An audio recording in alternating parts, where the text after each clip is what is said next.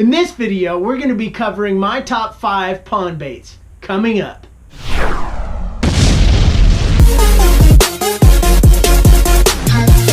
Hey, what's up everybody? Derek here from the Bass Factory, bringing you the best tips and tools to help you become a better angler. If you're new here, you really should consider hitting that subscribe button. So today we're going to be talking about my top 5 pond baits. And these baits are based upon seasonal patterns on ponds, and you've got to think about effectiveness, and also you don't want to be lugging around all that gear to a pond. You don't want to be taking 5-6 rods. I mean, if we've got 5 baits, 5 rods, a backpack, your gear, whatever you're taking, I mean, that's a lot of stuff. You've got to be versatile with what you're going to be using for the variables you're throwing whenever you go to a pond. And these 5 pond baits have worked the best for me without having to retie all the time. And it's the easiest way. You only need actually 3 rods for most of these techniques. Spinning reel and 2 bait casters, or just however you end up taking it, or whatever you end up doing whenever you go to that body of water. But this is just my opinion and how I've caught them in the past from the experiments I've had out in the bass field. And I call them experiments because it's basically what it is. But anyways, let's get into these top 5 baits. Coming in at number 1, the spinnerbait. These things historically over time have probably caught more fish than any other lure that is out there, besides some of the older ones from tournament fishing that everybody's watched or seen from the Bassmaster from back in the 70s, which is probably plastics. And these things flat out catch fish. They will catch fish on almost any body of water. Clear water, dirty water, it doesn't matter. Why? Because they resemble bait fish. They just are beautiful whenever they're working through the water, and then you hit some structure or you switch up that cadence and you give it a little pop and those blades flare. Those fish will react on this thing and they just will inhale it. This is a 1/4 ounce. I particularly like a 3/8 ounce.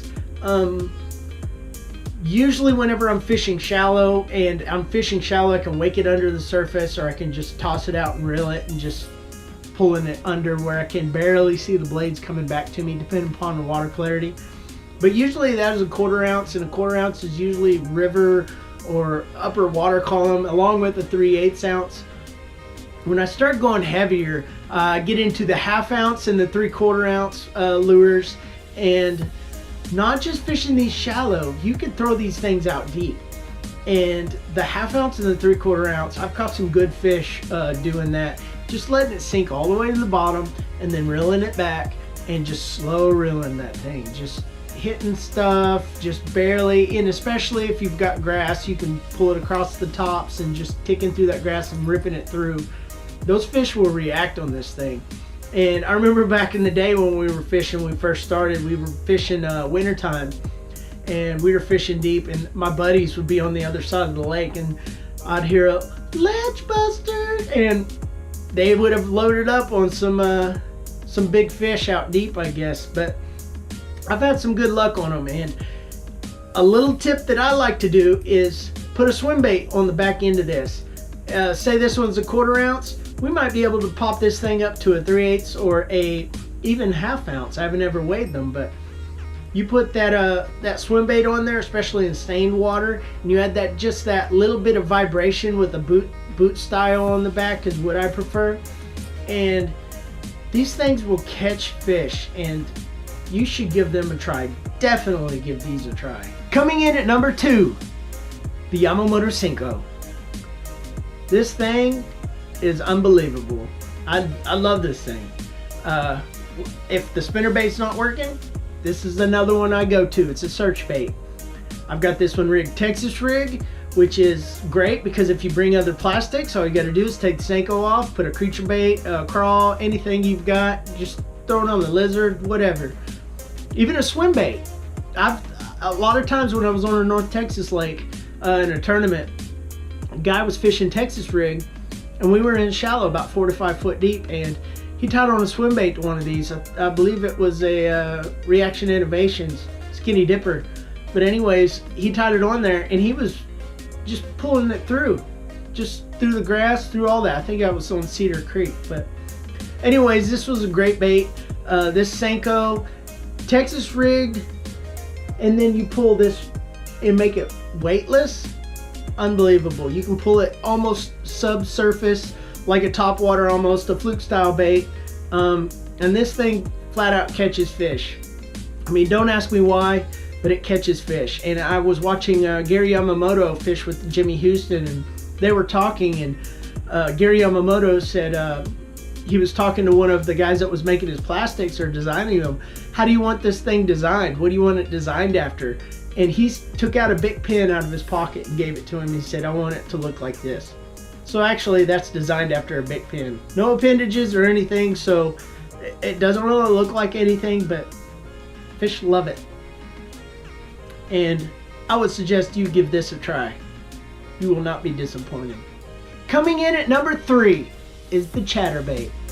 This thing, almost similar to a crankbait in the way that it vibrates, but it is so much more vibration than a crankbait sometimes.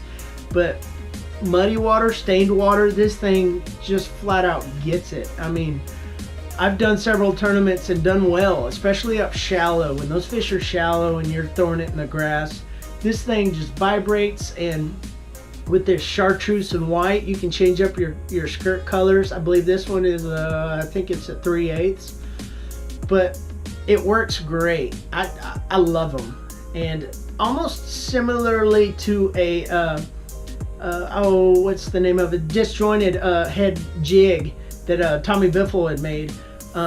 It rotates and it articulates, so it's not connected completely where the hook point is. So this can move around, and it's very well in grass. It stays out of the grass and doesn't get hung up very much. And I love them. And not just fishing them up shallow, keeping your rod tip high and just subsurface. You can throw these out and just let them sink.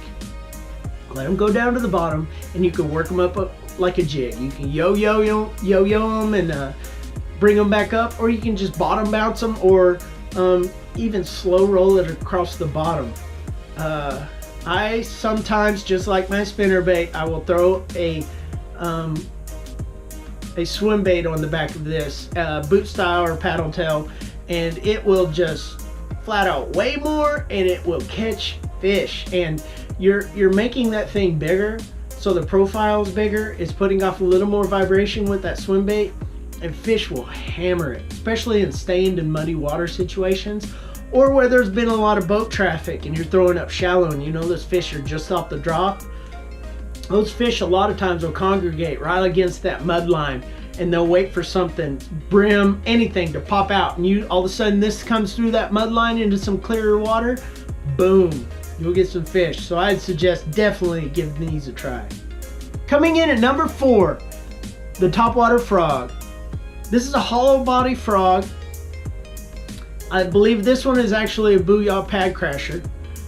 These work great. I've caught so many fish in the whatever terms you hear on your lakes, the slop, the trash, the grass, the pads, lilies. I mean, just the whole gambit of all the vegetation and stuff you can throw this in and get it. And these things will flat out get fish to the surface. I love these things for that fact, but not just for summer situations. I said almost seasonal I can catch all these lures with. I've seen people catch these in January with these things. I don't know why. Maybe because you can walk the dog with them. Some people prefer a popper. I prefer this style. That way you can walk it a little bit better, and they pull a little bit better through the trash up on top, the vegetation. If you want to, you can modify. There's lots of modifications you can do to these, but one thing that I look for, especially with these, is that the hook points are not too far away from the top of the hollow body of the frog. I know some brands, they make a more curved top. I don't particularly like that. I like it to where when you pull down just a little bit, it's going to have good hook penetration. And some of those other brands, they put the top of the lure a little bit too high, and what that causes, that you got to set the hook a little bit harder, but not just that. I mean, you've got more of a chance of losing fish whenever you go to do a hook set on these. And that's just my opinion, because hook sets and getting fish with these are almost everything. Anybody knows you got to count down to let these things take it, and as soon as they got it, you give it a couple seconds, and then you're hooking back on that fish, and you're trying to set it in their mouth pretty good. But I love these things, and I would suggest you definitely give these a try on any pond, because a majority of ponds, you'll hear that wah, wah in the summer or whenever frogs start getting out, and frogs love ponds. So give them a try. Coming in at number 5, the square bill crankbait. I first came across one of these whenever I was first starting out fishing, and I was fishing ponds. And I was fishing about a 10 to 15 acre pond, and I was walking the bank, and I was plastics, spinnerbaits, all the other previous lures that we went over, and for some reason that day they just weren't catching them. So I looked down, and there's a stump in the water, and there's a square bill broken off on that stump. So I reached down in that water, and I grabbed that thing, pulled it out. No more fish, so I'm like, man, I'm gonna tie this thing on. I tied it on, threw it out there in about 6 foot of water, just started reeling it. I didn't know what I was doing, and I was just reeling and grinding. I mean, I was grinding this thing in the bottom, and it was hitting rocks, it was hitting everything down there, and then all of a sudden, whoa, it would just load up. And that particular day, I was catching 6s all over the place, 6-7 pound fish, probably the biggest fish in this pond. But before that, I wasn't catching anything, and nothing had changed except for fishing a square bill. And that first one I started on was a bandit, and I fell in love with them ever since then. And I would highly suggest you try one of these out on any pond.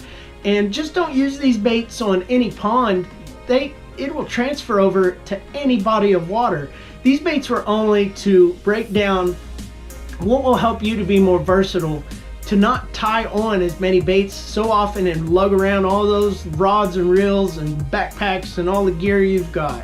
These things, you can go fish these 5 lures and pretty much catch any fish, any bass on any body of water, but especially ponds. And if this video was beneficial for you, or if you went out and you took one of these baits and you went out and you caught some fish, I would love to hear about it. And if you've got ideas for any future videos or any questions that you may have, hit me up in the comments section below. And for more Bass Factory videos, check them out here. And subscribe for more videos just like this one.